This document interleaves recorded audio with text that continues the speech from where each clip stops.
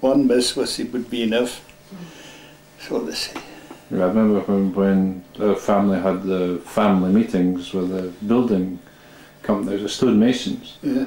And they had I think it was about once every 2 months or so, and they always finished up with arguments, and then eventually the drams were passed round and it all sort of settled down there. But I always remember as a boy coming around seeing all the spit marks around it was red tiles with a black thing above them. So that was regarded as normal. My mother just sort of went ahead and sort of cleared it up afterwards. So what about Rispon then? What about the fishing side of it? I remember you telling a story of somebody from here, get the fish, the herring were in great supply, and this man took, and his son, and the man couldn't write, and it was his son. Well, you tell the story. I can't, because it's you I'm only going, and he went, did he not go to Russia? Turn the beast on, Maggie. No, it's alright, you carry on. Oh, the I'm story. only trying to remind you. Yes, the story. He was supposed to be a Macintosh, a Durness man. Yes, well, that's... Probably he was a great-grandfather or great-great-grandfather of Mrs. Conlon. He must have had a good bit of initiative, because when they had this extra glut of herring, they kept on curing until they discovered they had more than enough, more than they had been ordered, so they contrived to do something about it, and somebody said, yeah, good idea if you carried them to Russia, you could sell them there. At that time, I think the Dogger Bank people were, and Grimsby and so on, were supplying Germany with salt herring at the time. But some people say no, that this was the absolutely first herring that were taken from Scotland, or England, or from Great Britain to the continent. Mm-hmm. Anyway, they found eventually, when all the herring was sold, that they had an abundance left over on the boat. They had wasn't sufficient to carry the stuff, the extra barrels of herring down the North Sea and across and up the Baltic. So they pulled it up just opposite what they call the Old Well. It's in Rob Down's poems about this well. They pulled it up there, they cut the boat in two and built a piece in. Of course, all those of the seagoing people could build boats and do repairs and maintenance. They were very good. So when the boat was finished, they loaded up and they set off. And they went down without anything happening, really down the North Sea and right up to the mouth of the Baltic. And you see, the old man couldn't write, but the son was quite good. The old man had initiated, but the son had the education. So, going up the Baltic, they thought probably that the customs would come and stop them and ask them to declare what they had, and that did happen. So, the old man put his right arm in a sling, so that he got the son to sign whatever was required to be signed. And they eventually arrived in Russia, and they sold their stuff, and that was supposed to be the first. But as John Brevard would say, history doesn't relate what happened after that. Yeah. They returned safely, of course. Was it Russia, or was it, which part was it? Was it in the Black Sea? Would it be Not the Black Estonia? Sea, no, they went up the Baltic. Baltic, right. Yes. To one of the, to Riga, Yeah. that area. Of course, they took back, I believe they took timber back with them, or tar, or bits and pieces. Yeah. It was a bartering system too in those days. Mm. But I think they were paid in cash. Very good. And That's roughly the story as I heard it. Yeah. But that has no relation to the church bell or anything. That's No, is a no completely different relationship shipping. at all. No, But, yeah. I think that was the first adventure into the continent from the north of Scotland. And was from Responders. From restaurants, yes. I don't know who the proprietor was. I think probably it was just before Anderson's time. Yeah. Anderson was the proprietor there. He was the wicked old proprietor that tried to evict the people. That in fact evicted people from the little hamlet above, overlooking Rispin, and from Owyegi. And I think probably further up, Yeah. like Porthcamel, and there's quite a number of little hamlets around in those days. Was that all part of Sangobeg as well? Was that? No, Buildings no, there? no. His border, you find a stone wall coming down the hill that just as you leave Sangobeg to go up to Kilnabin, and that was the marge. Oh, yeah. But you see, after that eviction, they tried to evict the Durness people, or take them from inland to the shore. Right. Now, what about the Kirk Bell? What's about the ship that went aground in Balnakeil? Yes, no, they don't really know, but having read the past chairman of the Crafters Commission from Stornoway, from Lewis,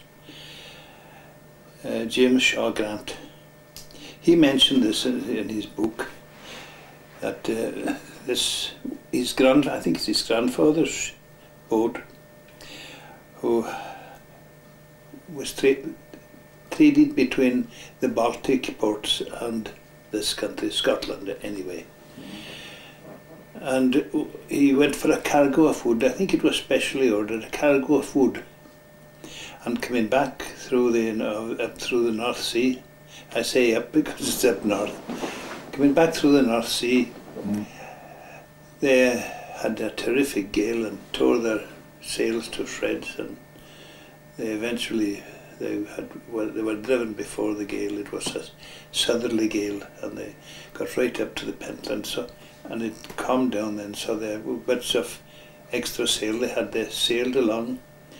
Now in James Shaw Grant's book, that happened, and they came in to Balnakeil Bay, but James Shaw Grant did not know exactly why they came in. He thought probably it was, I don't know, but I think he thought they'd taken shelter. But in fact, old Willie Mackay, the elder, he was maybe about 70 or 80 when he told me the story. He said that this boat beached, and as far as he could remember, they unloaded the boat of timber, and it was, he thought, timber for the renovation of Balnakeil House, new roof and bits and pieces like that. And but they came too far ashore. The tide was one of the big tides, and it came too far ashore, and they stuck in the sand. And they thought they would never get out. But the local men, were all away at the fishing in Stronsey and some of the other places, and Lerwick and so on. And the ladies volunteered, and they all got together and they went down with their spades and shovels, fireside shovels, all kind of buckets, and they dug a trench.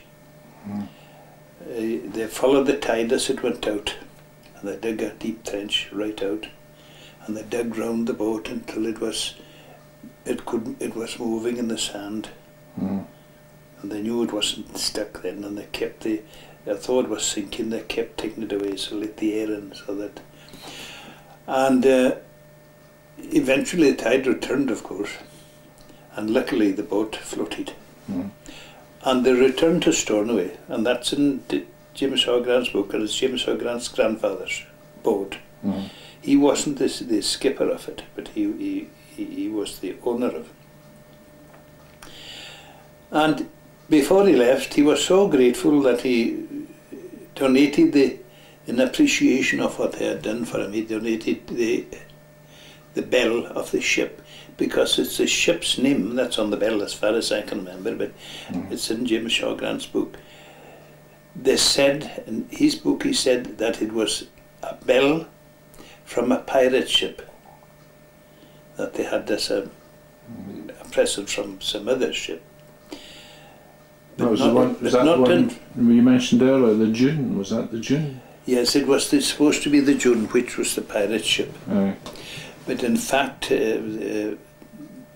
Kenny McRae told me that the name of he told me the name that was written on the bell. I didn't see the bell.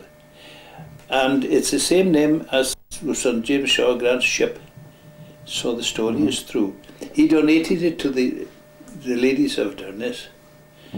And it was hung in the parish church. Now the parish church, they called it the parish church, they didn't say Church of Scotland or anything, the parish church. And the parish church at that time was the one in the Balnakeil cemetery. And it was hung in that belfry there. Or it was constructed and hung it up and was there for years. And then of course the established church, they came and built the established church. The proprietor of course contributed to that.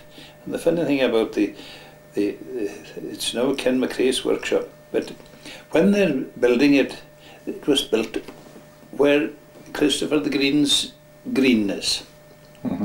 They dug that out and they put in the foundations and they started building. And they were up about 8 feet on the corner next to the shop, as we know it, the car park. And there was an old chap coming up the road and he said to the master masons, "Your building's off the plumb." And they said, "Rubbish." But they did. They went with their long plums, you know, the old type. Yeah. They're absolutely correct with this, the rope and the bubble at the bottom. And they found it was 4.5 inches of the plumb. And they discovered that the whole of the area underneath the foundation was puddled clay. Lovely plastic puddled clay. So they stopped the building and they dug part of the croft I have there, number 31 it was, that end of the croft. 27 is on the doctor's end, it included the doctor's area too. Anyway, they dug out the bank and you can see there's a retaining wall around the old church building. And they found good foundation, they found rock, so they built on that. And when they finished that, they took the one down in Balnakeil, closed, but they took the bell up and hung it in this one. And it was taken down. It was taken out. Hello. Hello there. So that the established church was the one that they moved it to During. They moved it to During, yes. And then that's about where the bell was. When did that one close up then as a kirk, and when did it move during to prison? when they joined together, the amalgamation. United was a United Free Church. Oh yes, right. And UF and the Church of Scotland, they joined together. Yeah. And then in the 30s I think, or before then, sometime. Well, that's very interesting. Thanks very much. And then they moved the bell down to the present one. No. So They didn't. No, that was a separate bell. That's another bell. Yes. So Kenny has the bell in the workshop. Oh, it's in the workshop. Yes. Oh, I thought that was the bell down. No, unless they used it, but I don't think so. Kenny said it's in the workshop. I was going to go in to see it, but I didn't. We'll have to have a look and see if we can find that. Yeah. Thanks very much. That was fine.